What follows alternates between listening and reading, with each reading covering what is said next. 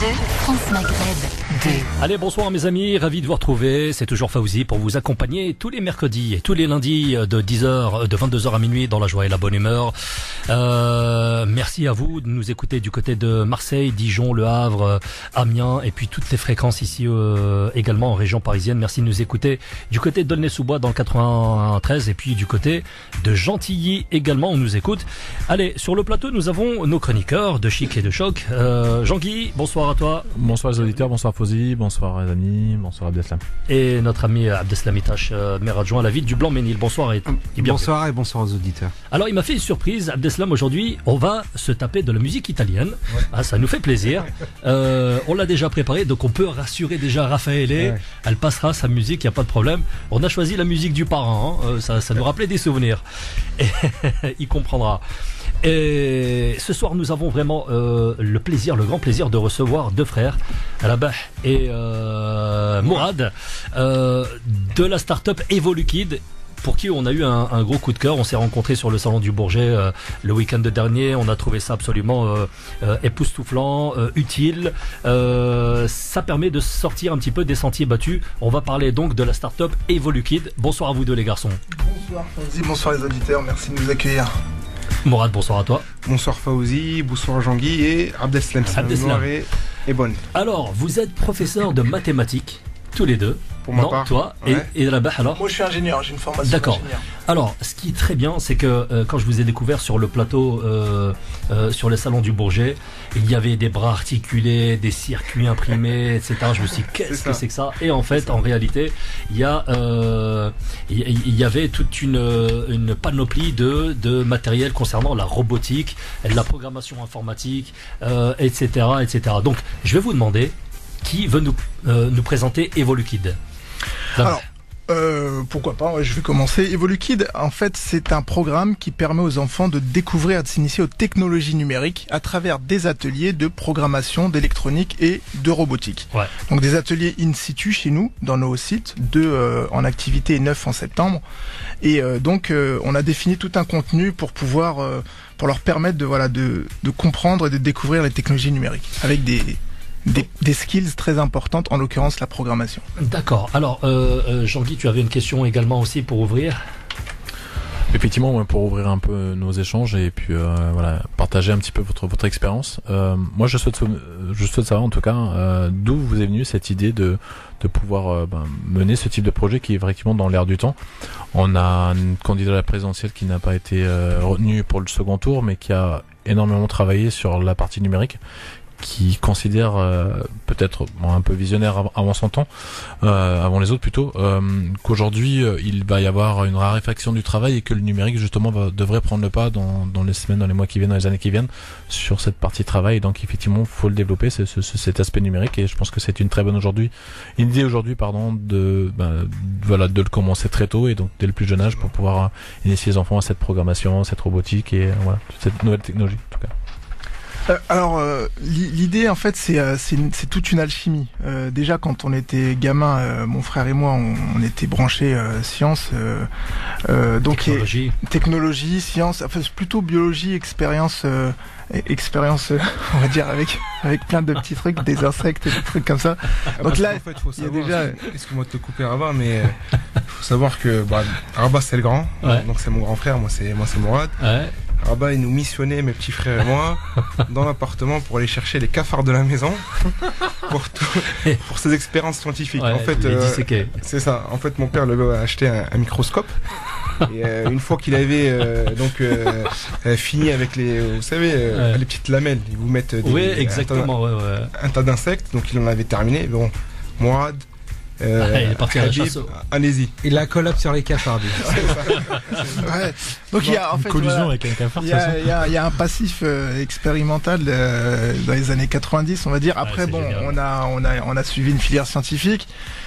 Après, enfin moi j'étais très branché bricolage, techno, etc. Donc bon, j'ai dit que j'étais ingénieur, je suis ingénieur en mécatronique, c'est englobant à la robotique. Et donc je faisais beaucoup de manip à la maison en mode geek. Mais ce qui s'est passé les 14 derniers mois, c'est que mon frère et moi, on a aussi beaucoup d'expérience en soutien scolaire. On a rencontré un jeune qui a eu un cas d'échec scolaire. On a été sollicité par une maman pour ce jeune-là. Et on a voulu faire différemment, parce qu'on a un programme de soutien scolaire sur une autre start-up. Et puis on a voulu vraiment, moi j'ai voulu le challenger. J'ai dit voilà, t'aimes pas les maths, on va faire quelque chose, on va faire autre chose et on va faire Tetris. On va le faire en programmation. Et Evolukid n'était pas né en fait. On a fait vraiment étudier un langage de programmation. Sauf qu'en fait, on s'est un peu pris la tête. Fallait préciser beaucoup de choses avant de faire la chose utile, la programmation, la réalisation de ce qu'on voulait faire. Et puis ça s'est super bien passé. L'enfant était content. Et puis du coup, on a eu l'idée de créer un programme, de généraliser le contenu. Et on a cherché du coup les contenus adaptés pour descendre, parce que l'enfant il avait 16 ans, pour descendre sur des âges beaucoup plus bas. Et là, on a même des solutions avec des programmes qui commencent à 3 ans. Donc on a des contenus adaptés en fonction des tranches d'âge. Donc là, il y a eu le tilt avec cet enfant-là aussi qui nous a permis en fait de réaliser aussi de réaliser nos propres rêves aussi. Donc aujourd'hui votre public, pardon, aujourd'hui votre public donc va, s'il en entend au mot, de l'âge de 3 ans jusqu'à l'âge de 16 ans quoi. Donc aujourd'hui le public c'est de 3 à 18 ans. D'accord. Jusqu'au bac. Et de plus en plus lors de nos ateliers, lors des salons, on a des adultes qui viennent nous voir et qui nous disent écoutez, toutes ces choses-là nous font rêver, ça nous rappelle l'enfance. Ils sont sensibles aussi à tous les termes que vous avez évoqués, que tu as évoqués, je peux tutoyer. Oui, bien sûr, je t'en prie, bien sûr. Transition numérique, transition digitale, donc ils veulent être à la page finalement. Et donc ils veulent un contenu adapté pour les adultes, et on a même des seniors. Donc on est en train aussi d'essayer d'adapter ce contenu-là pour les adultes et les seniors. Alors, j'aimerais simplement préciser à nos auditeurs qui nous écoutent ce soir qu'on a posté une vidéo d'Evolukid sur la page Facebook de l'émission et sur la mienne. Donc comme ça, vous aurez une idée de ce que propose Evolukid, que vous soyez parents ou que vous soyez jeune enfant, jeunes adultes également, adolescents, ça peut également vous intéresser. Est-ce que les garçons, vous pouvez développer un petit peu ce que vous proposez en termes de programme concernant Evolukid et notamment votre façon à vous de voir les choses, c'est-à-dire plutôt emmener les jeunes vers la technologie, le numérique, plutôt que de les laisser jouer dehors et à faire des bêtises. Alors, différents programmes. Je vais le développer en 2 points. Donc déjà, le contenu, il est adapté en fonction des tranches d'âge, ça on l'a dit. Par exemple, pour en ce moment, il y a notre programme qui est opérationnel sur une crèche à Puteaux. Ensuite, pour les petits jusqu'à 6 ans, qu'est-ce qu'on propose ? On propose aux enfants d'avoir une approche plus simple, alors pas plus simple, mais de comprendre les mécanismes de base, mais de comprendre ce qu'on appelle l'algorithmique, c'est-à-dire la stratégie, avec des jeux adaptés. On utilise un jeu qui s'appelle Cubeto, en l'occurrence, qui consiste pour l'enfant, pour cette tranche d'âge, à jouer avec un robot. C'est thématisé, donc c'est un jeu qui est thématique, c'est-à-dire que le rapport avec l'enfant va être à chaque fois de l'emmener dans un univers, donc avec ce robot-là. Donc concrètement, l'enfant il a une tablette, il a plusieurs briquettes et il doit bouger le robot qui est sur cette map thématique, simplement en agençant un certain nombre de briques qui vont permettre de donner des directions au robot. C'est-à-dire que l'enfant va réfléchir à bouger le robot en fonction de ce qu'on va l'inviter à faire. D'accord. Donc ça passe nécessairement par la programmation, donc qui est un langage qu'il va devoir apprendre, auquel il va devoir également s'adapter. C'est une initiation à l'initiation. Les enfants sont très jeunes. Il y a une approche sensorielle. Les enfants savent pas lire à cet âge-là. Ils ont envie de manipuler. Et simplement avec ces petits objets colorés qui représentent, en tout cas dans le cas de Cubeto, les directions du robot, ils peuvent déjà rentrer dans un raisonnement qui consiste à agencer du coup les briques, donc développer une stratégie et ensuite la valider. Et ça, c'est les premiers mécanismes qu'on met en place lorsqu'on a un raisonnement pour construire un algorithme. Alors moi, ce qui m'intéresse là-dessus, c'est est-ce que ce que vous octroyez en termes d'atelier à ces jeunes enfants, est-ce que ça leur permet de développer un mode de réflexion, d'intelligence spécifique? Est-ce que ça leur permet de se développer un petit peu plus vite ou mieux? par exemple, donc là je parle un peu de mon expérience. Moi je suis prof de maths comme on l'a dit. Oui. On sait combien les maths sont présents dans la vie tous les jours, mais surtout la réaction des élèves par rapport aux maths. Elle est épidermique. Elle est épidermique. Si on fait un sondage, donc auprès des élèves, quelle est votre matière préférée ou plutôt détestée, je pense que les maths sortira peut-être en. Ça c'est clivant. C'est clivant. Concrètement, dans ces ateliers-là, donc on apprend l'algorithmique, c'est une stratégie, et en fait, on rend un petit peu les choses plus concrètes. Ouais. Donc les mathématiques étant enseignées surtout en France de manière très abstraite, la programmation en l'occurrence, l'électronique, la robotique, donc, permettent aux enfants d'aller dans plus de concret, donc dans la manipulation et dans des choses beaucoup plus intéressantes. Je pense qu'effectivement en soi c'est une très bonne idée. En plus, de nos jours et aujourd'hui, pour être parent d'élèves engagés au lycée, au collège et en élémentaire, on sait que le décrochage scolaire est extrêmement important. On sait que l'adhésion effectivement au programme scolaire pour les enfants est parfois compliquée, quand le soutien au niveau de la famille n'y est pas forcément. Le fait de pouvoir rentrer dans le domaine, actif et d'être utilisateur et manipulateur en tout cas des outils qui sont mis à leur disposition plutôt que d'être dans le théorique et dans l'apprentissage de notions via une lecture ou une écoute attentive qui doit être fait par l'enseignant. C'est un moyen aussi comme un autre de pouvoir retenir une information, un apprentissage, et dans ce cas-là effectivement de pouvoir susciter leur intérêt ici derrière, d'éveiller aussi leur conscience au fait que ce monde-là aujourd'hui existe, qui peuvent aussi à leur niveau l'explorer, et puis il y a tout un tas de choses qui peuvent se mettre en place. Je vais même plus loin, c'est même une façon de les valoriser. Complètement. C'est très valorisant de faire un programme, de créer un jeu par exemple pour la programmation, de créer un robot dans tout ce qui est électronique et robotique. C'est une manière de s'approprier la connaissance de manière plus facile, plus directe. Lorsqu'on est acteur, on arrive à créer de ses propres mains, par sa réflexion, par ses propres moyens. C'est pédagogiquement, c'est un levier formidable pour nous. En tant qu'intervenant. Complètement, et je crois qu'aujourd'hui les possibilités d'évolution là-dessus sont infinies. Quand on permet à un enfant, quand on fixe un cadre à un enfant et on lui dit aujourd'hui voilà ce que tu as dans les mains, voilà ce que tu peux en faire, et derrière ça suscite bien entendu son éveil, son intérêt, et donc le développement derrière de l'enfant se crée automatiquement, et c'est extrêmement intéressant en tout cas et enrichissant en tant qu'adulte enseignant de cet enfant de pouvoir superviser cette évolution là et de s'assurer que cet enfant justement en question suit une voie qui va lui pouvoir lui porter des choses intéressantes. Stimuler la créativité. Après, au-delà de la vocation du décrochage scolaire, il faut pas oublier la découverte aussi. Le fait de faire... Vous dites également la libération du potentiel. La libération du potentiel de manière générale. Moi, je pense que lorsqu'on pratique des ateliers, on commence déjà à stimuler en fait les bases du raisonnement scientifique. Plus tôt on le fait, mieux c'est. Et puis ça permet à l'enfant aussi de travailler sur des modèles, sur des qualités qui seraient amenées à développer plus tard. Par exemple, le sens du partage. La collaboration entre enfants et la transmission du savoir aussi. La transmission du savoir, parce que dans les ateliers Evoluki, en l'occurrence, lorsque les enfants réussissent, on leur délègue en fait le rôle aussi d'enseignant pour expliquer à d'autres enfants. Ça permet à eux d'être encore plus en confiance parce que ils se retrouvent et en plus ils se remettent en question sur la manière dont ils comprennent, ils valident aussi leurs connaissances parce que déjà ils apprennent, ils créent, ensuite ils expliquent. C'est bien ça.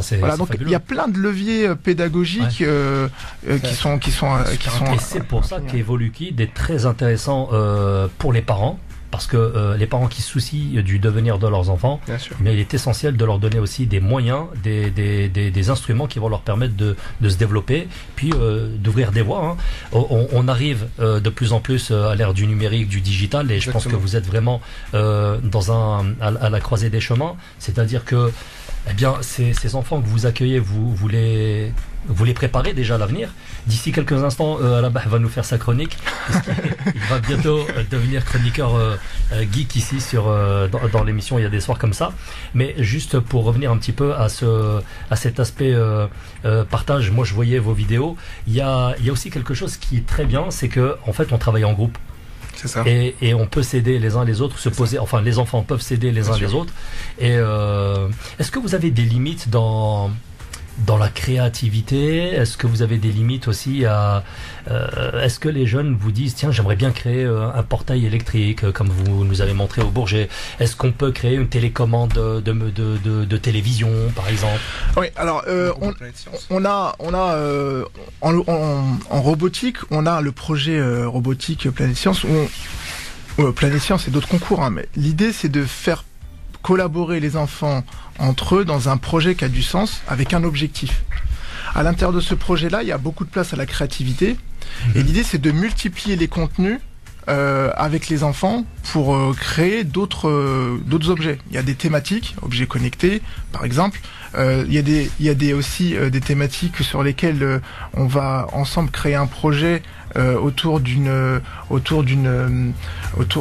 thématique, par exemple le développement durable, etc. Et donc on va être amené à faire des brainstorming pour amener les enfants à proposer des idées, et à partir de là vont naître des projets.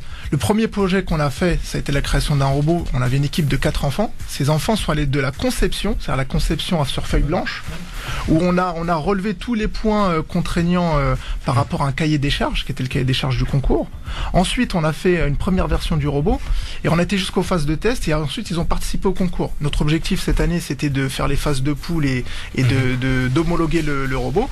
Et on a eu 4 enfants du coup qui sont allés au-delà de nos ateliers et qui sont passés sur la phase projet, où là ils ont pris en charge un projet de A à Z. Et ce qu'on veut développer à partir de cette base projet sur laquelle on veut créer du contenu, comme je viens de le dire, et là on va le faire en brainstorming avec les enfants, on veut amener les enfants on veut les former au pitch pour qu'ils arrivent aussi à nous présenter leur projet, que ce soit pour leurs parents, pour leur entourage, que ce soit pour nous, à la fin d'un projet lorsqu'il est bien avancé. Donc la formation au pitch fait aussi partie du mode projet. Et ce que Rabah dit pas, c'est que les enfants dont il parle, ils ont entre 8 et 12 ans. Oui, ils sont jeunes. Nous on les voit sur les vidéos. Ils sont jeunes, oui. Et c'est vrai que c'est bien de le préciser également. Est-ce que vous avez différents, moi je le sais, mais est-ce que vous pouvez le dire aux auditeurs, les différents lieux où vous pouvez mettre en pratique ces ateliers, les différentes villes? Il y a Nanterre déjà. Alors donc nous, on a 2 schémas d'intervention, 2 schémas d'ateliers. Les ateliers dans nos sites à nous. Donc pour l'instant, c'est Nanterre-Courbevoie. Ouais. Et à la rentrée, donc il y aura Paris 9, Paris 11, Paris 14, à Meaux. Donc nous sommes originaires de la ville de Meaux. Donc la mairie nous a ouvert les portes.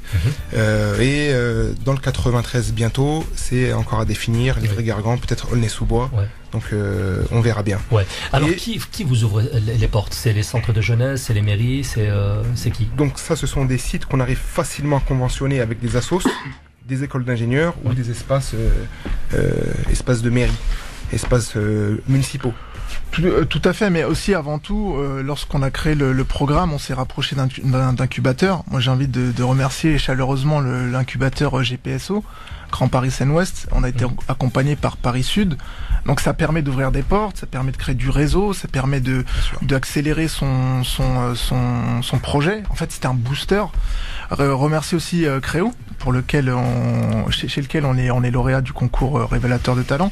Et c'est grâce, on fait un coucou à Mohamed. Donc c'est grâce aussi à des dispositifs comme ça où on arrive à accéder à des formations très courtes qui sont calibrées pour des entrepreneurs, à faire avancer nos projets. Et après effectivement, il y a la qualité du projet tout simplement qui fait en tout cas on essaye de développer le projet sur les différents sites que Mourad a cités. Très bien, on va poursuivre juste après la publicité, puis on parlera justement aussi de cet aspect collaboratif avec peut-être les entrepreneurs. Et puis vous aurez le droit, mesdames et messieurs, à la première chronique de notre ami Rabah sur le numérique. À tout de suite. France Maghreb 2. France Maghreb 2. Sur 105.FM. Sur 105.FM à Dijon et toute sa région. France Maghreb 2. France Maghreb 2. France Maghreb 2. Pour mieux vivre ensemble. Pour mieux vivre ensemble. France Maghreb 2 sur 94 FM. Sur 94 FM à Clermont-Ferrand et toute sa région. France Maghreb 2 sur 91.3 FM à Reims et toute sa région. France Maghreb 2 sur 106.1 FM à Amiens et toute sa région. France Maghreb 2, France Maghreb 2.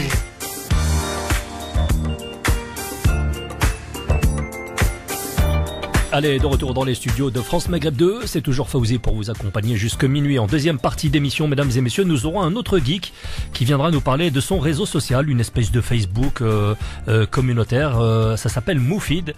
Donc si vous voulez déjà aller vous imprégner de cette application, n'hésitez pas à aller sur le site lui-même, moofeed.fr. Il sera là à partir de 23h pour nous en parler. Pour l'instant, nous sommes toujours en plateau avec nos invités d'Evolukid. D'ailleurs, vous pouvez aller visiter leur site, www.evolukid.com, Evolukid avec sans E à la fin, et n'hésitez pas également à aller sur leur page Facebook, sur YouTube également, vous verrez toutes les vidéos qu'ils postent, elles sont très intéressantes, surtout si vous avez des enfants à qui vous avez envie de proposer justement des tests, des ateliers sur la robotique, etc. etc. Une question de Jean-Guy, et juste derrière on va s'écouter la première chronique de notre ami Rabah. Alors, pour découvrir, effectivement, Fawzi le disait il y a quelques instants, il y a la page Facebook, il y a les vidéos sur YouTube. J'ai eu le plaisir d'en regarder quelques-unes aujourd'hui. Moi, la question que je peux directement vous poser, c'est comment aujourd'hui est-il possible de vous rejoindre, en tout cas de participer à ces beaux projets, en tout cas d'essayer de faire en sorte qu'on puisse y participer. Parce que là, vous l'avez dit tout à l'heure, c'est à l'autre bout de Paris, dans le 92. Il y a des projets qui sont de pouvoir venir dans le 93. Et à mon sens, c'est une très bonne chose aujourd'hui de pouvoir l'étendre également sur l'Est parisien, car aujourd'hui, il y en a besoin. Et il y en a beaucoup de talents derrière le périphérique et dans le domaine culturel, artistique et sportif, et également entrepreneurial. Et vous êtes aussi bien placé que moi pour le dire et le voir. Voilà, c'est une épée démontrée. Donc voilà. Donc oui, c'est vrai, on a parlé de cursus, de programme, mais en fait tout simplement un atelier découverte. Un atelier découverte dans nos sites, Nanterre, mais aussi Courbevoie, sur le week-end, toute l'après-midi, sur le week-end, donc samedi, dimanche, à Courbevoie le mercredi. Et un atelier découverte, c'est quoi? Donc on a parlé de programmation électronique robotique, et comme c'est de la découverte, on essaye de proposer tous ces contenus aux enfants sur environ 2 heures. Alors 1h30 à 2 heures. Donc le format, c'est les parents restent un quart d'heure, on leur explique les tenants et les aboutissants, on leur explique même les objectifs. Les enfants ensuite passent en atelier. Ils commencent évidemment par de la programmation, puisque la programmation, c'est l'outil qui va nous permettre de faire soit de la programmation, de l'électronique ou de la robotique. Et ensuite, à la fin de l'atelier, ce sont les enfants qui débriefent les parents en notre présence, et on conclut l'atelier découverte de cette manière. C'est très accessible, une 30aine d'euros, et ça permet de faire une super activité sur 2 heures. Est-ce qu'il y a des connaissances à avoir dès le départ pour les petits? Non, on est vraiment sur du débutant. D'accord. Ultra débutant. Il y a des enfants qui connaissent déjà les outils qu'on utilise. Alors c'est bien de les citer. Hein. Je vais citer l'outil le plus stable et le plus connu qui est aussi utilisé à l'école, c'est Scratch. Il y a une épreuve Scratch au brevet, c'est gratuit, vous pouvez le télécharger sur le site du MIT, l'université de Boston. C'est un super outil, donc c'est de la programmation graphique, et c'est avec ça qu'on apprend l'algorithmique. Donc nous on a déjà des tutos qu'on donne aux parents pour leur permettre de continuer à la maison, ou même de commencer avant de venir chez nous, puisque ce sont des compétences à développer sur lesquelles dont il faut pas se priver, on va dire. Alors juste une question comme ça, et puis d'autres aussi en vrac. Est-ce que aujourd'hui un entrepreneur qui aurait envie de se lancer dans les fenêtres électriques, vous savez, avec la domotique, la domotique, ouais. Ça, vous seriez en mesure aussi de faire ça, par exemple? Oui, ouais, alors oui, c'est une très bonne question, et puis ça va me permettre même de parler de Made in France. Ah bah oui. Alors pourquoi pas? Pourquoi? Parce qu'en fait, il s'avère qu'on a voulu proposer le contenu pour les parents. On s'est dit que les parents, on n'allait pas trop leur faire créer des jeux comme les enfants, donc on a imaginé un contenu adapté. Il y a des thèmes qui parlent aux parents, par exemple domotiser sa maison, c'est quelque chose qui peut parler aux parents. Donc on a commencé par créer un petit banc d'essai avec du luminaire, un volet roulant, et notre but avec une carte. Alors Arduino, il y a des gens qui connaissent Arduino, c'est une carte électronique, et on a voulu utiliser les mêmes mécanismes d'initiation à la programmation pour les parents, mais sur du contenu qui leur parle. Donc ensuite, en fait, de fil en aiguille, on est tombé sur un très grand fournisseur de solutions pour les technologies. C'est la société A4 dans le 91, tenue aussi par deux frères. On a été très très heureux de les rencontrer dans un salon. Quand deux frères rencontrent deux frères. Voilà, quand deux frères rencontrent deux frères, ça fait du Made in France. Et que je salue, Étienne et André. Et puis et du coup, ça nous permet nous du coup d'aller directement sur ce type de maquette, celle que vous avez vue au salon du Bourget, et de pouvoir avoir de la matière pour proposer des ateliers aux parents. Et je vais compléter ce qu'a dit mon frère adoré ici. C'est quoi? C'est qu'en fait, les parents, ils ont quoi comme intérêt? Ils ont l'intérêt soit de satisfaire leur curiosité, c'est déjà pas mal. Deuxième intérêt, c'est de comprendre ce qui se passe dans la réforme, parce que la programmation est entrée au programme. Vous êtes parent, vous pouvez aider votre enfant en maths, mais vous allez faire comment en programmation? L'idée, c'est pas de devenir des geeks, mais l'idée, c'est de comprendre un peu ce qui se passe, vous initier un peu et de pouvoir aussi accompagner. Et alors, au-delà des ateliers purement parents, il y a les ateliers parents-enfants. On a fait notre première à la Maison de la Famille à Courbevoie. On a eu 15 binômes, donc 30 personnes, et c'était vraiment intéressant, c'était magique parce que les parents et les enfants étaient eux deux dans la découverte, en parfaite synchronisation, sans le lien affectif qu'on connaît tous lorsqu'on fait les devoirs avec nos enfants à gérer. Et pourquoi? Parce que finalement c'était une tierce personne, donc les intervenants Evoluquid qui géraient la cadence, et donc ça permet aux parents de bien profiter de leurs enfants sur ce type de format. Et ce qui était intéressant par rapport à ces nouvelles technologies, c'est que l'enfant est novice, mais le parent aussi est novice. Donc quand le parent va expliquer une leçon, que ce soit en français ou dans une autre matière, il y a cette supériorité intellectuelle.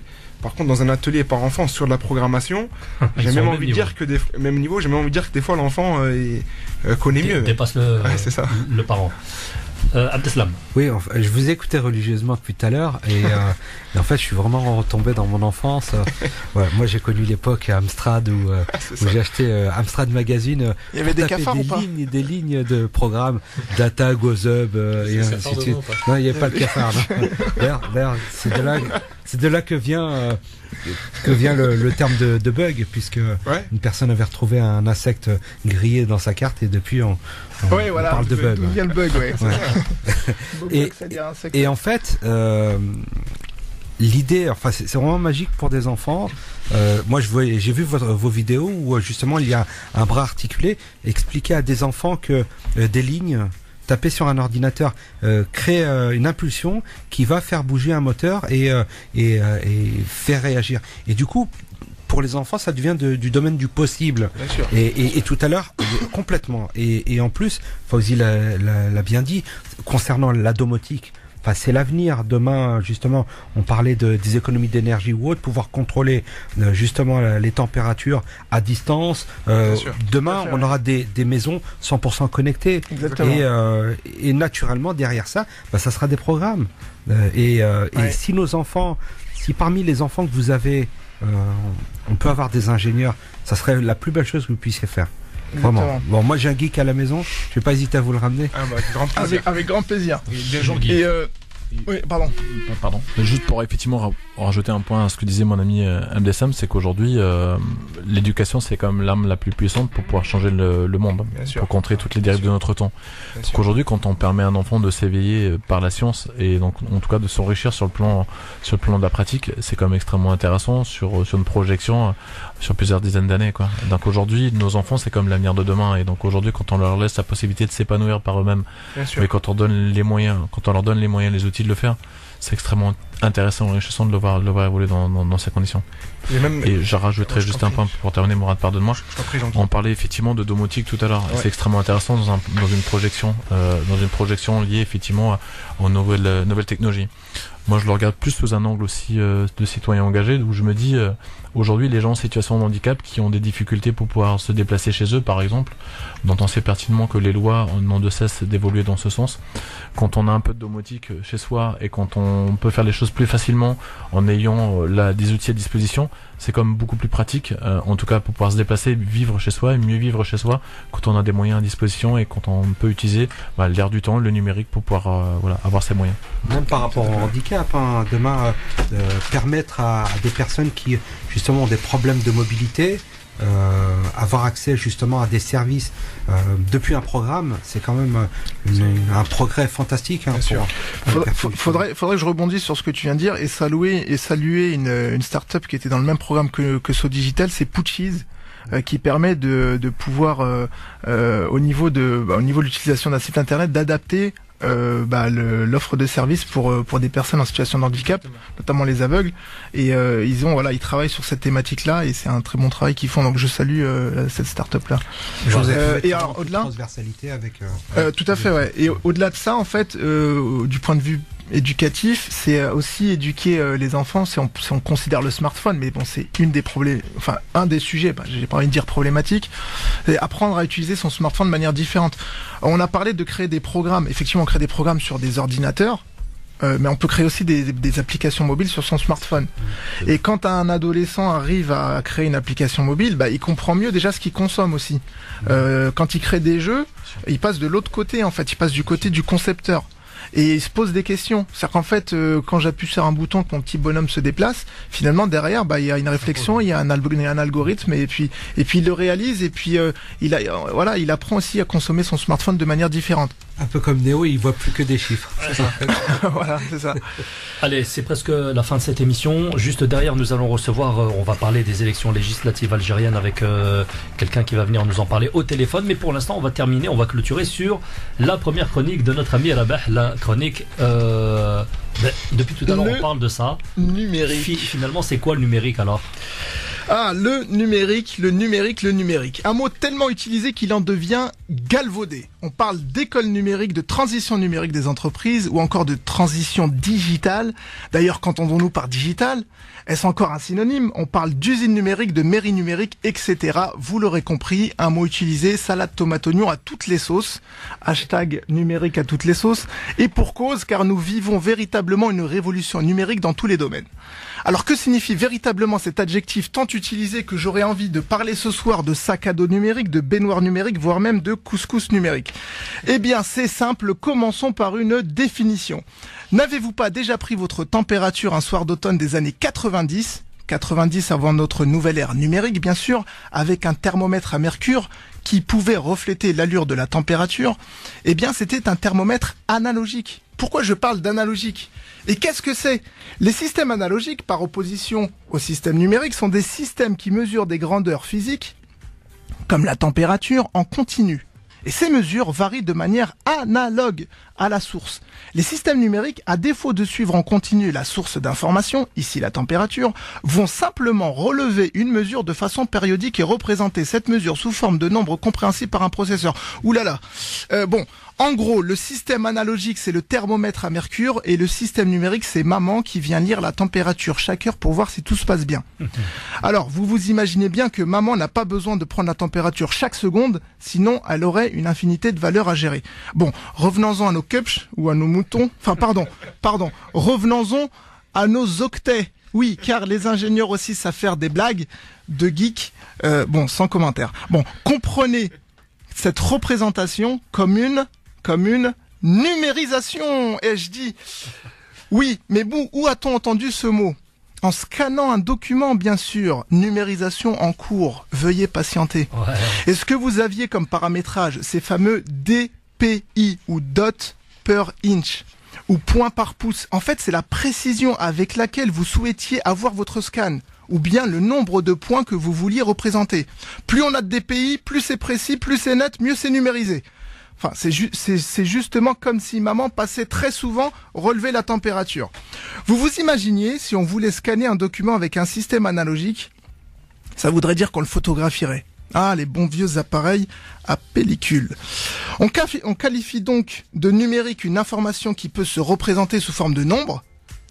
Mais notre ère numérique, c'est surtout un ensemble de pratiques qui caractérisent notre quotidien et dont nous avons encore peut-être du mal à saisir la spécificité. Des pratiques qui, au-delà de l'aspect technique, ont apporté des changements culturels sans précédent. Le numérique, c'est un peu cette touche de modernité dans une nostalgie ambiante qui s'estompe peu à peu, tant la modernité arrive à nous faire oublier nos anciens appareils tellement choyés, mais tellement oubliés. En attendant que le numérique nous apporte encore de nouvelles surprises, alors ce soir, on se le fait, ce couscous numérique ? Ouais. Bravo. Merci Rabah pour sa première chronique numérique ici sur France Maghreb 2. J'ai plus de batterie. T'es en fin de batterie, c'est normal. Je salue ma femme donc directement. Bon, eh bien écoutez les garçons, merci beaucoup de votre présence ici sur le plateau. Je vous retrouve très bientôt, hein, vous allez revenir j'espère. Et on parlera un petit peu plus de vos nouveautés. Voilà. Très bien, merci beaucoup Fawzi de nous avoir reçus. Hashtag numérique à toutes les sauces, evolukid.com. Et pour nous découvrir des ateliers découvertes Nanterre et Courbevoie. Encore merci à tous, merci aux auditeurs. Merci, ciao. Allez, nous on va s'arrêter un court instant avec de la musique italienne et puis on revient juste derrière avec la suite de notre programme. Alors s'il y a bien une radio sur laquelle il y a un mélange des genres, c'est bien France Maghreb 2. En tout cas, merci à Raphaël et Ria que nous venons d'entendre avec quelque chose qui nous renvoie à des souvenirs, hein, avec la musique, l'une des musiques que vous pourrez retrouver dans le film Le Parrain. Voilà. Allez, on part du côté des élections législatives puisque nous avons un candidat ou quelqu'un, enfin pas un candidat mais quelqu'un qui est sur une liste et qui voudrait donc nous expliquer un petit peu plus en détail l'objet des élections. Nous recevons ce soir Ali. Bonsoir à toi Ali. Bonsoir Fawzi. Comment ça va? Alors, est-ce que tu peux nous faire un point rapidement? Un point rapidement. Oui, je t'écoute, on t'écoute. Écoute, merci en tous les cas de me permettre de pouvoir prendre quelques temps pour sur ta ligne. D'abord, je voulais féliciter ton équipe, Fawzi, donc Abdeslam et Jean-Guy, parce que j'ai de temps en temps la possibilité de pouvoir vous écouter sur Radio France Maghreb 2 et je tenais à vous féliciter sur la qualité de vos émissions. Je dis pas tout à fait en l'air, hein, je sais, c'est vraiment sincère. On y ressort pas comme on y entre. La qualité de l'intervenant et les thématiques sont à chaque fois de choix, comme ce soir sur l'éducation et l'importance de l'éducation. Vraiment, chapeau et félicitations encore à vous. Merci en tous les cas ce soir, Fawzi, de pouvoir me laisser parler un petit peu de cette importante échéance électorale que sont les élections législatives algériennes, qui auront lieu donc le 29, le 30 avril et le 4 mai prochain, pour lequel donc 7 millions à peu près d'Algériens sont appelés aux urnes pour pouvoir élire leurs représentants au Parlement donc populaire d'Algérie. Donc phase importante pour lequel j'espère que l'ensemble des Algériens se mobiliseront. Je voulais également souligner le fait que 7 millions d'Algériens devenant acteurs sur le choix de leur pays ne peut être qu'une valeur ajoutée pour la nation. Donc on ne peut que solliciter les uns et les autres à faire en sorte que pour la première fois, puisque c'est vrai que force est de constater que la participation des Algériens sur le territoire français est plus que faible. Donc j'espère que pour cette fois-ci, l'ensemble de nos auditeurs algériens se mobiliseront et pourront construire cette Algérie dont on a besoin par l'élection de leurs représentants pour siéger au Parlement populaire d'Algérie. Alors Ali, c'est Abdeslam qui te parle, bonsoir. Je voulais juste te demander, alors toi tu es sur la liste, donc tu es candidat et en fait je voulais savoir pourquoi est-ce qu'il faut voter pour ta liste concrètement. Alors effectivement je suis candidat sur une liste donc TEJ, que veut dire TEJ? Tajamoual Amal Jazair, Rassemblement Espoir de l'Algérie, qui porte le numéro 18, donc aux prochaines élections. Donc pourquoi il faut choisir le bulletin TEJ 18 Oui, numéro 18. Pourquoi il faut voter TEJ? TEJ donc est un jeune parti, est un parti qui se crée en 2012 par le docteur Ammar Roul, qui a été donc un des acteurs importants après les années de Braise. Donc 17 ans auprès du gouvernement, au sein du gouvernement algérien et auprès du chef de l'État Abdelaziz Bouteflika. Donc TEJ se crée en 2012 et d'ailleurs sera soumis pour la première fois à un scrutin auprès de ses ressortissants. Pourquoi choisir TEJ? TEJ, ici en France, vous voyez, alors moi c'est la première fois que je participe à une élection en tant que candidat. J'ai toujours participé participer au vote. Hein.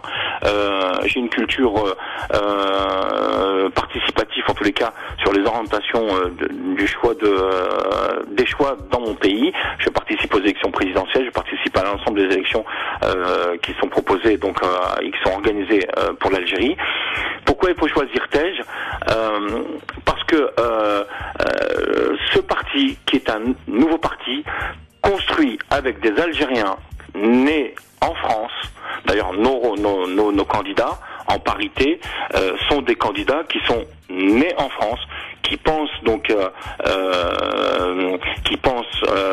comment je vais dire ça, j'ai pas envie de dire français, mais qui pensent comme l'ensemble des Algériens qui sont nés ici en France et qui aiment leur pays. Donc Tej a cette force de pouvoir présenter des candidats qui sont issus du territoire français, qui sont nés en France et qui aiment leur pays, l'Algérie. Pourquoi choisir Tej? Nous sommes sur la première phase de construction d'un parti qui a l'ambition de pouvoir construire partout dans l'ensemble des départements, en tous les cas pour la zone nord-Hauts-de-France, il y a plus de 140 départements, qui a cette ambition de pouvoir construire dans l'ensemble de ces départements les moyens de permettre aux Algériens d'être en permanence en relation avec leurs parlementaires en Algérie. Donc nous sommes là au-delà du 4 mai dans cette phase de construction pour lequel les Algériens qui éliront leurs représentants au gouvernement, Tej mettra les conditions avec tous les Algériens qui le souhaitent, la construction dans chaque département d'un relais, d'un moyen qui permettra aux Algériens d'être en phase directe avec leurs parlementaires. D'ailleurs, je souligne que cette première candidature dans laquelle moi je suis et cette première participation des élections dans un parti qui se soumet pour la première fois au scrutin des Algériens, c'est la première fois que des Algériens de France sont en relation permanente avec l'ensemble des candidats des 48 wilayas en Algérie. Le président Amaroul a mis les moyens en Algérie et en France de faire en sorte que l'ensemble des candidats soient connectés, soient dans le même diapason pour pouvoir entendre, écouter, défendre les Algériens, quels qu'ils soient et où qu'ils soient. Voilà pourquoi il faut choisir, si je peux me le permettre, de donner de la force au parti Tej. Voyez, on va faire un peu de fiction si vous me le permettez. Demain, les conditions sont identiques et c'est bien sûr ce que nous ne voulons pas. Les conditions sont identiques, les élections se déroulent comme d'habitude de la même manière, avec un taux de participation qui est habituellement aux alentours des 9-10%, et le parlementaire qui représente l'Algérie, les Algériens de France au Parlement, est élu avec très peu de suffrages en fin de compte. Comment peut-on penser que ce parlementaire puisse peser dans le Parlement ? Comment on peut penser ça? Nos parents avaient déjà compris ça à l'époque. Ils avaient construit les moyens de pouvoir être représentatifs en Algérie avec une structure associative qui s'appelait l'Amicale des Algériens en Europe, pour lequel tout Algérien se sentait le devoir d'être acteur dans son pays à travers cette association. Et effectivement, quand il y avait juste un émissaire qui parlait en Algérie, on avait conscience qu'il parlait au nom d'un nombre important de salariés algériens ou de résidents algériens vivant en France. C'est ce que nous allons essayer de construire. 7 millions d'Algériens vivant en France. Imaginez-vous, d'ici demain, nous avons ces Algériens qui décident de devenir acteurs et qui, dans chaque département, construit la cellule dont on a besoin pour faire en sorte que les Algériens sont en relation permanente de la patrie mère. On a tout gagné. Très bien, Ali, message reçu, message passé, je vous remercie beaucoup, je vais vous souhaiter une bonne soirée et puis bon courage pour la suite. Très bien. Eh bien, merci Fawzi de m'avoir permis de pouvoir dire quelques mots. En tous les cas, j'appelle l'ensemble des Algériens résidant en France à utiliser le vote. Alors je dirais pas utile, mais le vote qui leur sera utile pour avoir un parlementaire qui sera à leur écoute. Donc on va développer la proximité le plus possible sur l'ensemble du territoire qui nous est proposé dans la zone 1 Hauts-de-France. Nous avons les moyens et nous avons commencé à le faire avec Khalil Latrache qui a, vous voyez, en 3 ans, même pas 3 ans, nous avons construit les moyens de pouvoir présenter une liste complète, donc à 200%, puisqu'il y a 2 sièges à pouvoir. Nous avons présenté 4 candidats. Je salue Lassen Messaoudi qui est tête de liste, Fela Meslam qui est sur la zone de Paris, donc moi-même ici dans le 93, et Abi Salima qui est à Roubaix. Nous avons donc en très peu de temps construit les moyens de pouvoir présenter une liste en parité hommes et femmes avec Khalil Latrache. Nous allons très rapidement, au-delà du 4, mais avec la force de ce 29 et de 30 et du 4 mai, avec la force des Algériens. En tous les cas, je compte sur eux pour voter autour du vote PEJ 18 Tajamol Amal Jazair. On va construire les moyens de permettre aux Algériens d'être acteurs dans leur pays et d'être de véritables décisionnaires avec le parti PEJ Tajamol Amal Jazair, présidé par le docteur Ammar Roul au Tahia al-Jazair, et vive les Algériens. Et je compte sur l'ensemble d'entre eux pour être une véritable force, en tous les cas ici et ailleurs, où qu'ils soient. Parce qu'on n'est jamais Algérien pour rien. Très bien, merci beaucoup Ali, et bon courage pour la suite. Ciao, merci Fawzi, et meilleures salutations et meilleures pensées aux auditeurs et à l'ensemble de votre équipe. Merci à Jean-Guy également, que j'ai oublié tout à l'heure. Merci pour l'ensemble de vos interventions et la qualité, je le redis, de vos émissions. À très bientôt. Très bien, ciao ciao. France Maghreb 2 sur 102.6 FM à Orléans et toute sa région. France Maghreb 2, France Maghreb.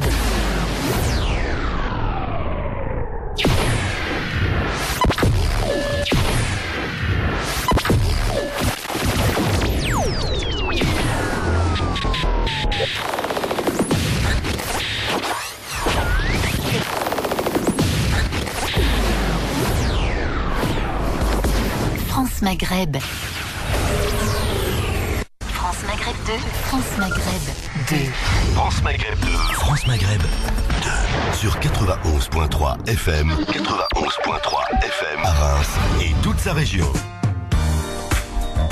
Allez, c'est reparti pour un tour. Bonsoir à ceux qui viennent de nous rejoindre. Et merci à tous ceux qui sont avec nous déjà depuis tout à l'heure. Je salue nos amis d'Evo Liquide qui restent encore avec nous sur le plateau pour accueillir notre deuxième invité de la soirée. Il s'agit de Riyad, qui est informaticien et développeur. Il vient nous parler de Moufid. Bonsoir et bienvenue. Bonsoir. En effet, je viens vous parler de Moufid ce soir. Donc, je vous fais une présentation de Moufid. Bien sûr. Alors, qu'est-ce que c'est Moufid? Moufid en arabe veut dire utile, en français. Exactement, veut dire utile. Moufid, qu'est-ce que c'est? Aujourd'hui, c'est un réseau social. Vous allez me dire, il y a beaucoup de réseaux sociaux. Exactement. Mais il y a très peu de réseaux sociaux qui vont respecter aujourd'hui notre éthique, c'est-à-dire l'éthique des musulmans. Donc vous allez avoir aujourd'hui un bon nombre de réseaux sociaux où vous allez passer beaucoup de temps, où vous allez voir des choses qui forcément ne correspondent pas à votre éthique, qui ne correspondent pas à votre éthique, ou des réseaux sociaux que vous confierez même pas à vos enfants ou à votre femme ou à vos proches, et que bien sûr, vous êtes obligé aujourd'hui de surveiller. Dessus, quoi. Voilà, exactement, de limiter, de surveiller, etc. Donc nous, ce qu'on propose avec Moufid, c'est un réseau social qui respecte l'éthique musulmane. Alors quand vous dites respecte l'éthique musulmane, de quelle manière ça se passe? Voilà, de quelle manière ça se passe? Ça se concrétise comment en fait? Ça se concrétise comment? C'est sur les sujets abordés, oui. Ce que nos adhérents, ce qu'ils vont poster, vont être orientés sur la communauté musulmane. D'accord. Et il y a forcément, nous de notre côté, un contrôle de ce qui est posté, et nous, ce qu'on juge qui est inutile ou ce qui ne correspond pas à notre éthique est supprimé. D'accord. Voilà. C'est nous qui contrôlons d'un côté ce réseau social, et aujourd'hui, ce qui nous permet, vous allez me dire, il y a beaucoup de travail. Je vous dis le contraire. Aujourd'hui, nos adhérents, ils comprennent le principe, ils sont très disciplinés. Et on a eu très peu de postes à supprimer aujourd'hui. Oui. Parce qu'en fait, ce que vous avez créé correspond à un besoin et correspond à leurs besoins. À ceux exactement. Aujourd'hui, vous avez à peu près 1 millier d'abonnés. Exactement. On a 1 millier d'adhérents aujourd'hui et de membres. Et ils respectent cette éthique. Aujourd'hui, il y a une charte à respecter. Il y a une charte à respecter et tout le monde la respecte, ce qui est très bien. Alors, il est à préciser que vous êtes informaticien, développeur et que cette application Moofeed a été développée sur votre temps de loisirs, de repos. Exactement. Et alors, expliquez-nous un petit peu l'aventure. Comment est né ce projet ? Écoutez, il est né il y a environ 2 ans. Ouais. Comme je le disais, il y a beaucoup de réseaux sociaux et on entend beaucoup de problèmes liés à ces réseaux sociaux, que ça soit ça provoque des conflits amicaux, familiaux, professionnels, exactement. Et aujourd'hui, c'est devenu un fléau. Faut se dire la vérité, c'est devenu un fléau. Et donc il y a un vrai besoin de redonner un peu les lettres de noblesse d'un réseau social, puisque la première chose qu'on attend d'un réseau social, c'est de l'entraide, c'est de la solidarité, c'est du réseau, et ce qu'on retrouve plus aujourd'hui, c'est les réseaux sociaux sont impersonnels. Vous allez avoir 1000, 10 000 amis sur votre Facebook, mais demain vous crevez votre roue au bord de l'autoroute. Il y a personne qui va venir vous chercher. Heureusement que j'ai mes chroniqueurs, moi, c'est Abdeslam, Jean-Guy. Je peux les appeler à 4h du matin, ils sont OP, il n'y a pas de problème. Pas à 5h. Voilà. Alors, vous, en fait, vous proposez aussi, par le biais de ce réseau, d'avoir des amis virtuels qui peuvent, le cas échéant, si on en a besoin, devenir de vrais amis solidaires. C'est plus que des amis, je dirais. Aujourd'hui, nous, ce qu'on veut faire, c'est vraiment de la fraternité. Aujourd'hui, ce qu'on a sur Moofeed, on a des associations, des membres associatifs qui font appel aux membres des adhérents Moofeed et ça fonctionne. Aujourd'hui, on a des personnes qui ont fait connaissance d'associations, qui ont fait connaissance de personnes grâce à Moofeed et grâce à l'entraide Moofeed. Aujourd'hui, demain, vous avez peut-être besoin d'un stage parce que c'est la fin d'année arrive. Vous pourrez poster un post sur Moofeed et si un des adhérents peut vous aider, il va vous aider. Donc c'est ça l'idée de Moofeed. Oui, en fait, vous êtes vraiment dans la mise en relation entre les gens. Il y a une entraide. Une personne a besoin, je sais pas, d'un peintre ou autre, poste une annonce. Forcément, une personne de la communauté serait potentiellement intéressée. Mais au-delà de ça, c'est aussi des entrepreneurs qui ont besoin de se faire connaître et c'est une façon de promouvoir justement des entrepreneurs de la communauté plutôt que de se noyer dans des réseaux sociaux où il y a des centaines de millions de connectés et pour le coup l'information est diluée, on la voit plus. Et là c'est un réseau déjà un peu plus restreint où justement et tout à l'heure moi on s'était déjà rencontrés, on a eu l'occasion d'en parler. Voilà, il y a l'éthique derrière, le fait de pouvoir laisser les membres de sa famille y aller sans aucun souci, c'est quand même un gage de sécurité. Voilà, moi je suis rassuré quand si mes enfants ont besoin de se connecter dessus. Je n'en ai pas peur, alors que sur d'autres, un petit peu ailleurs, on va pas faire la promotion des autres, mais parfois il y a des messages de gens qui se font passer pour d'autres personnes. Bien sûr. Vous connaissez la suite et les pages faits divers. Bon. Et comment vous pouvez pallier à ça justement, au fait que des personnes se fassent passer pour ce qu'elles ne sont pas? Ça peut arriver? Ça peut arriver. On a 2 biais d'inscription. Aujourd'hui, vous pouvez télécharger l'application librement sur le store, que ce soit sur Android ou iOS. Ce qu'on va vous demander, c'est un code parrainage. Donc ce code parrainage, comment vous pouvez l'obtenir? Soit il y a un membre qui fait partie de la communauté qui va vous inviter et donc vous allez recevoir ce code parrainage, ce qui va vous permettre d'accéder à l'application, ou alors vous-même vous allez demander un code parrainage. Donc voilà, donc vous allez remplir un formulaire qui va être envoyé et ensuite un code parrainage va vous être envoyé. Si vous respectez pas les règles éthiques de l'application Moofeed, donc vous avez des risques de ne plus en faire partie. Mais au départ, il peut très bien les respecter et une fois qu'il est dans le réseau, commencer à poster n'importe quoi, à semer la zizanie ou ce qui se passe sur les réseaux sociaux. Exactement. Et par contre, nous, notre ambition, c'est de ne pas avoir des millions d'utilisateurs. Nous, notre ambition, c'est d'avoir un réseau social utile. Vous préférez la qualité à la quantité. Exactement. Donc nous, on n'hésite pas à supprimer un compte s'il faut qu'il soit supprimé, ou en supprimer 10 ou 100, on n'a pas de problème avec ça. On préfère être 10 000 et une vraie communauté d'entraide plutôt qu'être 1 million D'accord. Est-ce que tu veux y aller? Je voulais intervenir effectivement par rapport à ce projet de Mofid. Comment aujourd'hui le démarquer d'un site de rencontre? Alors c'est un regard un peu critique que j'ai moi par rapport à votre projet. Aujourd'hui, vous dites que c'est l'occasion entre guillemets rêvée de pouvoir mettre en relation les gens de la communauté musulmane, français de confession musulmane. Donc moi je m'interroge justement sur cette différence-là, en tout cas la différence que vous pouvez en faire pour ne pas qu'on tombe dans l'excès ou qu'on puisse vous le cataloguer comme étant un site de rencontre, avec tout ce que ça peut inclure derrière.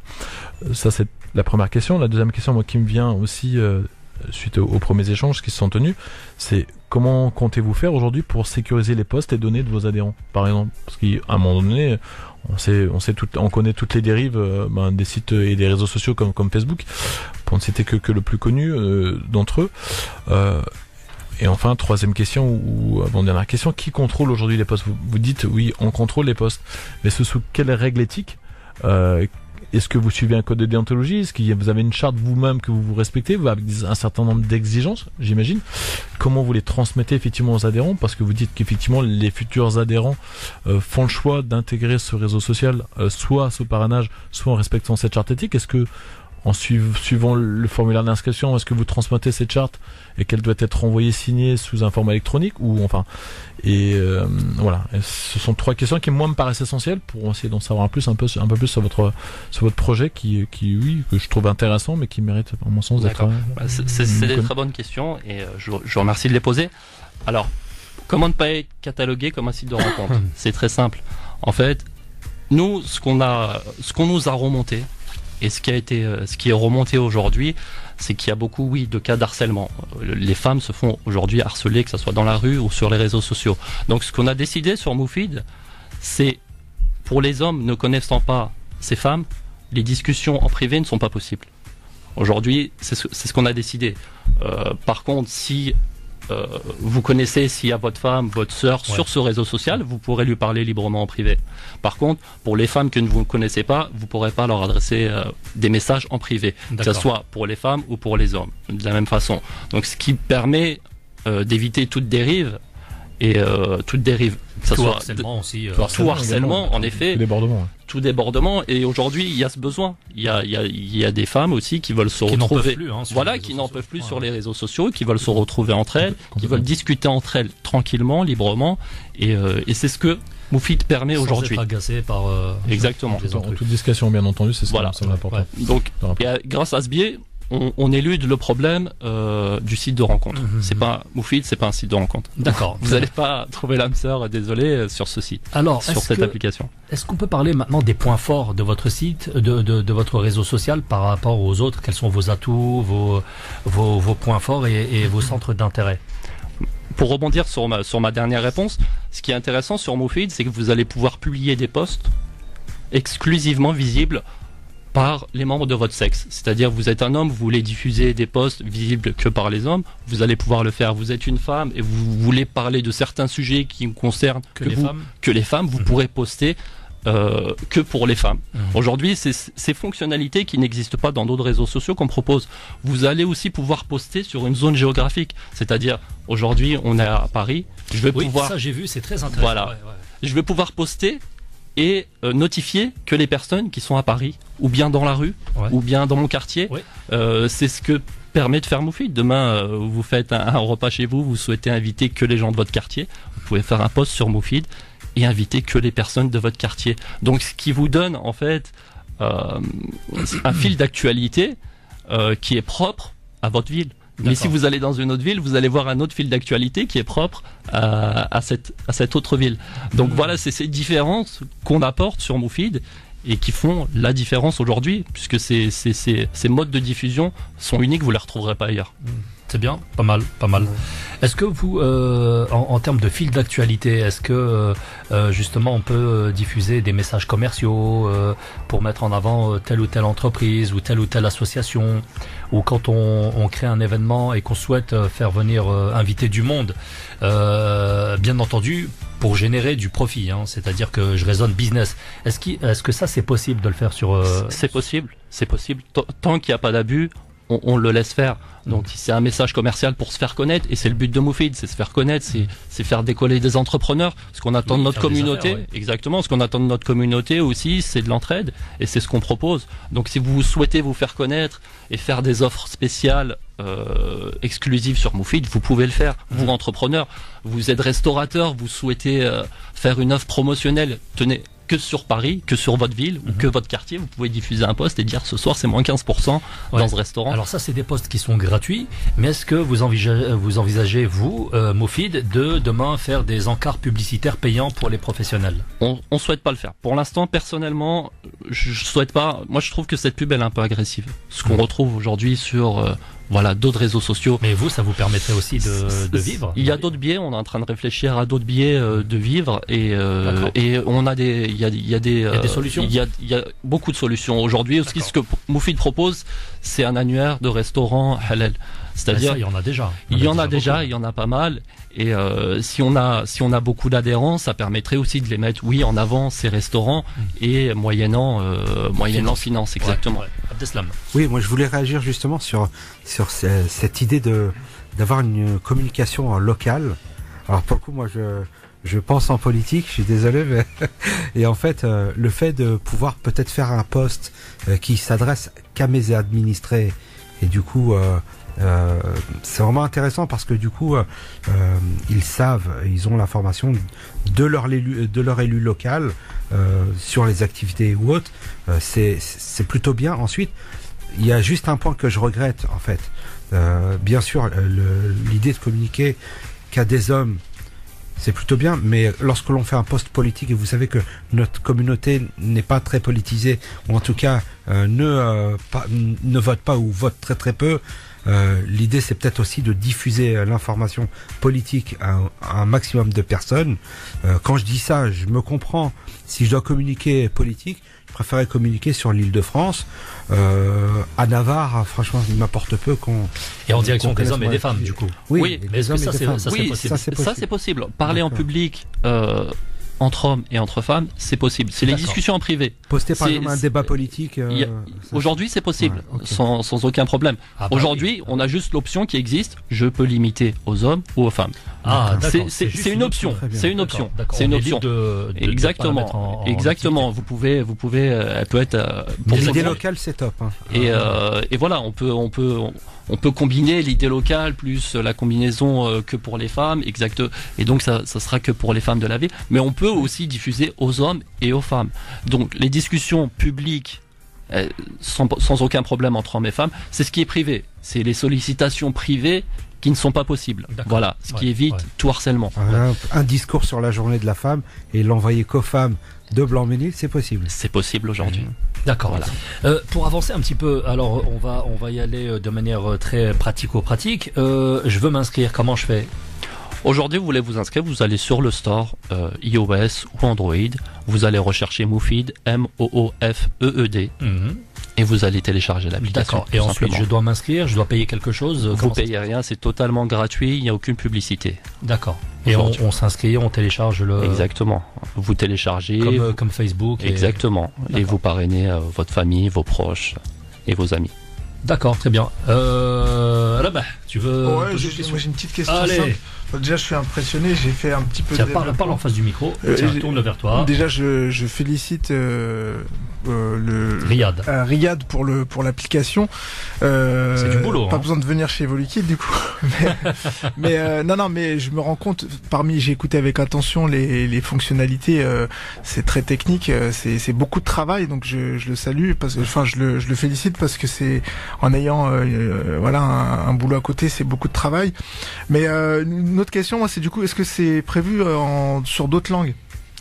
Aujourd'hui, ce qu'on propose, c'est le français et l'anglais. Aujourd'hui, on a des utilisateurs au Canada, au Maghreb, en Côte d'Ivoire, aux Émirats. On en a partout. On en a partout dans le monde. Donc, si vous êtes anglophone, l'application sera en anglais. Si vous êtes français, elle sera en français. Ce qu'on souhaite, c'est développer peut-être la langue arabe. Ah bah oui, forcément. Parce que du coup, c'est à eux que vous voilà, ça sera dans nos prochaines évolutions. Donc, il y a des concurrents en langue arabe déjà, il me semble, non? Aucune idée. En tout cas, sur mobile, sur application mobile, je pense pas que vous trouverez un nom de réseau social dédié à la communauté musulmane. Aujourd'hui, personnellement, j'en connais pas.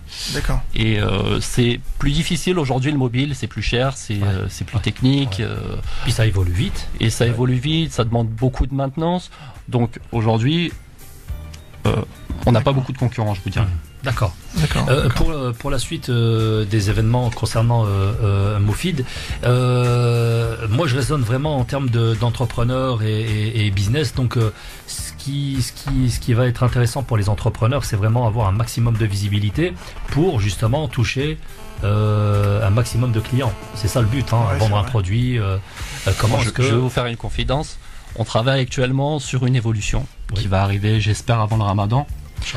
Et qui permettra quoi? Sur Moufid, aujourd'hui, vous êtes babysitter, vous avez le hijab, vous avez du mal à trouver un travail, vous exercez une activité VTC ou autre, vous pourrez créer aujourd'hui, bientôt, un profil dédié à votre activité professionnelle. D'accord. C'est-à-dire que les gens pourront vous solliciter pour votre activité professionnelle. C'est très bien ça. Aujourd'hui, vous êtes babysitter, vous habitez à Puteaux, vous pourrez mettre ça en avant et c'est ce qu'on attend en fait de notre communauté. C'est voilà, on confie nos enfants, on veut les confier à des gens de confiance et sur Moufid, on espère retrouver ces gens de confiance et donc vous allez vous tourner vers ces personnes pour les services à la personne ou VTC ou un VTC ou peu importe votre activité, vous faites du bricolage, vous pourrez faire appel à ces personnes qui seront sur Moufid aujourd'hui. D'accord, oui, à la bas. Pardon, et du coup, est-ce que ça va vous emmener potentiellement vers une histoire de labellisation de profil ou vérification de profil? Du coup, dans d'autres process, ce qu'on va mettre en place, métiers même. Ce qu'on va mettre en place, c'est déjà lorsque vous ferez appel à ces personnes, vous allez donner votre avis sur ces personnes. Donc, ce qui permettra déjà d'avoir un retour d'expérience sur ces personnes. Oui, vous les cooptez, quoi. Exactement.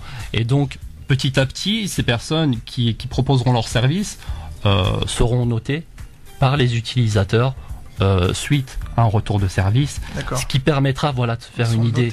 Et les critères, ça sera des critères de confiance, de qualité de travail. Ça sera ce genre de critères qu'on mettra en avant et qui seront mis en avant sur Moufid. Voilà, exactement. Alors, il y a quelque chose d'autre aussi à laquelle j'ai pensé, c'est le fait de poster des vidéos. Nous tous postons et consommons des vidéos. Vous allez du coup avoir un énorme problème, c'est comment stocker les vidéos. Est-ce que vous allez faire appel à des data centers ou est-ce que vous avez d'autres solutions ou comment est-ce que vous avez pensé ce problème? Aujourd'hui, il est possible de poster des vidéos sur Moufid, de partager des vidéos YouTube sans aucun problème, des photos, du son même. Et aujourd'hui, ces problèmes de stockage, en tout cas pour l'instant, on n'a pas ce genre de problématique.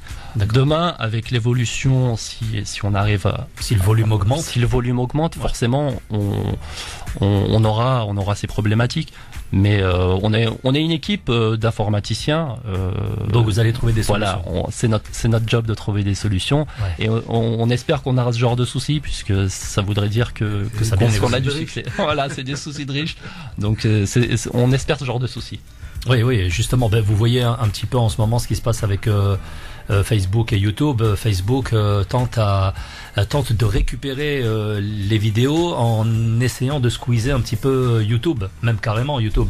Parce que généralement, ce que tu faisais, tu prenais le lien de YouTube, tu copies l'URL en fait. Voilà, et tu l'as balancé sur Facebook. Aujourd'hui, vous constatez que de plus en plus, il n'y a plus l'URL sur Facebook.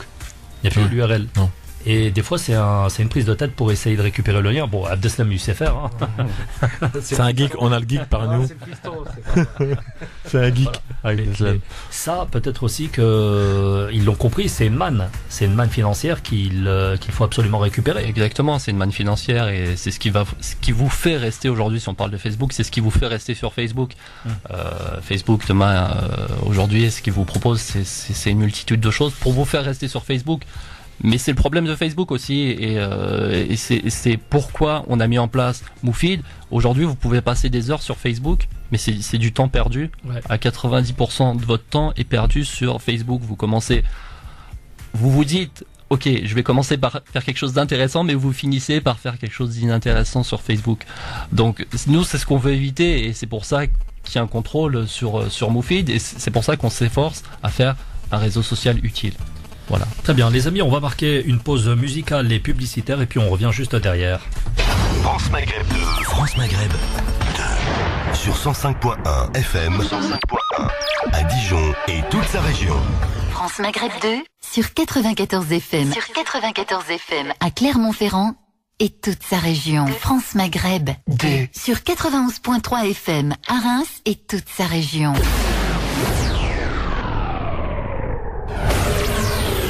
Et de retour dans les studios de France Maghreb 2, c'est toujours Fawzi pour vous accompagner jusque minuit. Il nous reste encore quelques minutes à passer avec nos invités. Je vous rappelle simplement que l'émission Il y a des soirs comme ça organise son dîner le 12 mai prochain à partir de 19h. Vous êtes tous les bienvenus et toutes les bienvenues également.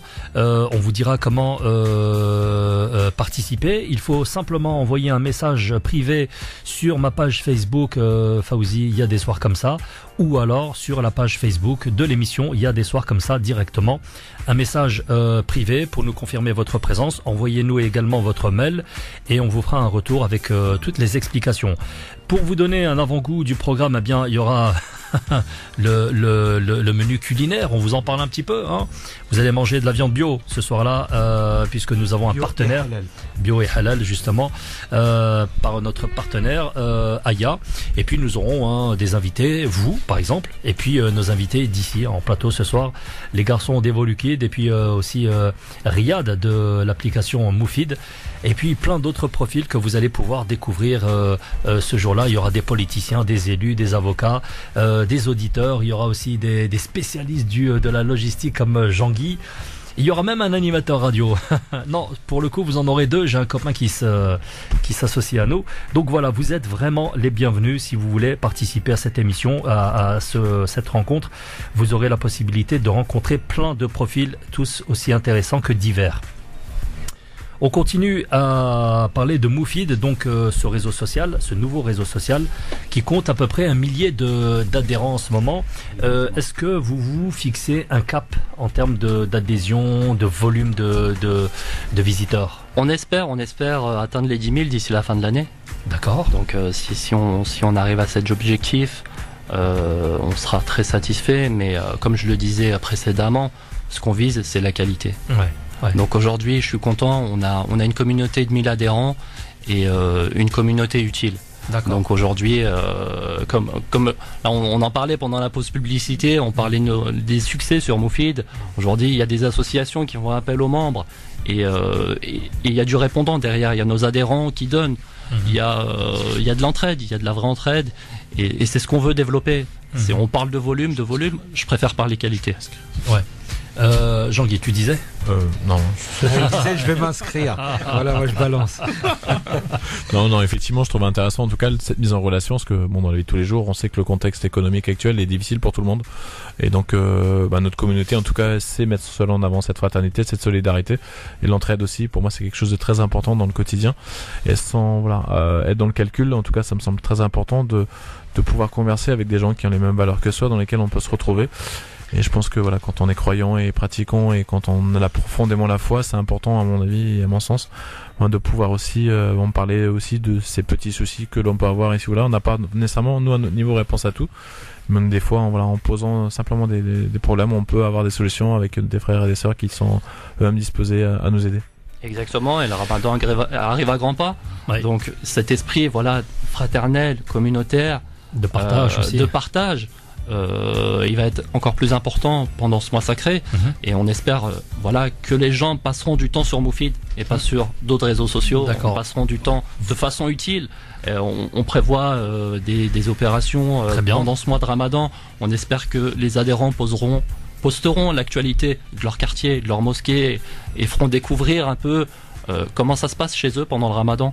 Donc à suivre exactement sur Moufid. D'accord, très bien. Bon, en tout cas, c'était vraiment sympa de découvrir cette application, ce nouveau réseau social Moofid, qui veut dire utile en français. Moofid, ça s'écrit M-O-O-F-E-E-D. Voilà, vous pouvez aller la télécharger immédiatement. Voilà, j'aimerais faire aussi un clin d'œil avant de clore cette émission, un clin d'œil au lycée Éducation et Savoir de Vitry qui font un travail extraordinaire et qui ont vraiment de beaux projets dans leur carton, mais qui malheureusement manquent un petit peu de moyens. Donc ça serait peut-être bien aussi de leur donner un petit coup de pouce. Un petit clin d'œil aussi à une association qui s'appelle Docteur Chifa. Il travaille entre Paris et Alger justement pour apporter une qualité de soins dans les hôpitaux algériens envers les personnes qui n'ont pas forcément les moyens. Et donc voilà, pour vous dire qu'il y a beaucoup d'initiatives qui se font et c'est grâce à vous. Et on vous en remercie et continuez à nous envoyer tout ça sur la page Facebook de l'émission parce que grâce à vous, on est au courant de plein de choses et puis après on redistribue les informations via cette émission. Abdeslam et Jean-Guy, merci d'être passé ce soir. Merci. Et les garçons des Volukides, Rabah et Mourad, merci beaucoup à vous d'être passés. Merci. On vous retrouve très bientôt. Prochaine chronique pour Rabah, alors ça sera quoi? Sur le numérique, on a dit que c'était un mot galvaudé, on va essayer de le traiter. Tu nous avais parlé d'un couscous numérique. On pourra peut-être le goûter, le couscous numérique, remarque la prochaine fois. Et je salue également Riyad donc de cette application Moofid. Merci à toi d'être passé ce soir. Merci de m'avoir reçu. Et bon courage pour la suite. Voilà. Ciao. Bon les amis, je vais me faire plaisir. Je vous ai fait plaisir toute la soirée. Maintenant je vais me faire plaisir. Je vais me passer un morceau de funk. Enfin c'est pas vraiment de la funk, c'est Ertakid pour ceux qui s'en souviennent. Ah oui. Ouais. Allez, je vous laisse kiffer. Allez suivons. France Maghreb 2. France Maghreb 2. Chut. La radio qui vous écoute.